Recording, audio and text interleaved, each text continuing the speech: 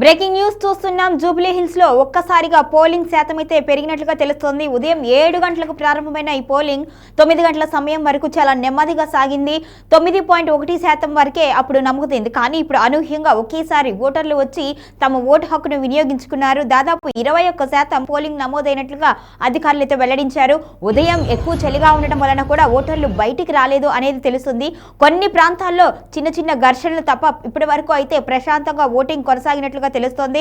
కొన్ని ప్రాంతాల్లో కాంగ్రెస్ నాయకులు కూడా పర్యటించారు. వారి మీద కూడా ఈసీ సీరియస్ అయింది. నాన్ లోకల్ నాయకులకు ఇక్కడ పని ఏంటి, ఓటర్లను ప్రభావితం చేసే విధంగా ఎందుకు పర్యటిస్తున్నారు అంటూ కూడా ఆగ్రహించింది. వారి మీద కఠినమైన చర్యలు తీసుకోవాలి అంటూ కూడా ఆదేశాలు జారీ చేసింది. మొత్తంగా చూసుకుంటే ఇప్పటి వరకు అయితే 21% పోలింగ్ నమోదైనట్టుగా అధికారులు అయితే వెల్లడించారు. ఇంకా పోలింగ్ శాతం పెరిగే అవకాశం ఉంది అని చెప్తున్నారు. సాయంత్రం 6 గంటల వరకు ఈ పోలింగ్ కొనసాగే అవకాశం ఉన్నట్లుగా తెలుస్తుంది. ఇప్పటికే ప్రముఖులు అయితే తమ ఓటు హక్కును వినియోగించుకున్నారు. రాజమౌళి, తనికెళ్లబోర్లి లాంటి సీనియర్లు కూడా, సినీ ప్రముఖులు కూడా తమ ఓటు హక్కును అయితే వినియోగించుకున్నారు. ఇక కాంగ్రెస్ నాయకులు అయితే నియోజకవర్గంలోని పోలింగ్ బూతుల దగ్గర తిరుగుతున్నట్లుగా బీఆర్ఎస్ శ్రేణులు అయితే ఆరోపిస్తున్నారు. కొన్ని ప్రాంతాల్లో అయితే టోకెన్లు ఇచ్చి మరి డబ్బులు పంచుతున్నారు అనే ఆరోపణలు కూడా వినిపిస్తున్నాయి.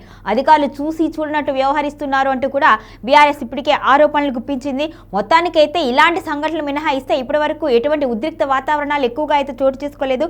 ప్రస్తుతానికి ప్రశాంతంగానే పోలింగ్ అయితే జరుగుతుంది. ఇక మరికొద్ది గంటల్లో పోలింగ్ శాతం విశేషంగా పెరిగే అవకాశం ఉందన్నట్టుగా కూడా తెలుస్తోంది. అయితే మహిళలు, అదేవిధంగా వృద్ధులు వెళ్ళడానికి కూడా ఇప్పటికే ఆటో వారు ఫ్రీ సర్వీస్ ని ఏర్పాటు చేసినట్టుగా తెలుస్తుంది. వారు ఉంటున్న నివాస స్థలాల నుంచి పోలింగ్ కేంద్రాల వరకు కూడా ఆటోలు నడిపేందుకు 200 ఆటోలు ఏర్పాటు చేసినట్లుగా తెలుస్తోంది.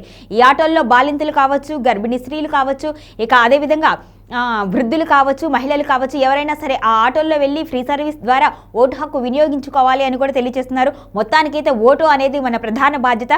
ఖచ్చితంగా ఏదో ఒక నాయకుడికి, ఏదో ఒక పార్టీకి మీ ఓటును వేసి మీ ఓటు హక్కునైతే ఖచ్చితంగా వినియోగించుకోవాలి. ఓటు ద్వారానే మీ విలువ ఏంటి అనేది సమాజానికి తెలుస్తుంది. అదేవిధంగా ఓటు హక్కు వినియోగించుకోవడం వలన మనం ప్రభుత్వాన్ని ప్రశ్నించే హక్కును కూడా పొందగలుగుతాము. కాబట్టి ప్రతి ఒక్కరూ ఇంకా సమయం ఉంది కాబట్టి నియోజకవర్గంలో ఉన్న ప్రజలందరూ కూడా తమ ఓటు హక్కునైతే ఖచ్చితంగా వినియోగించుకోండి.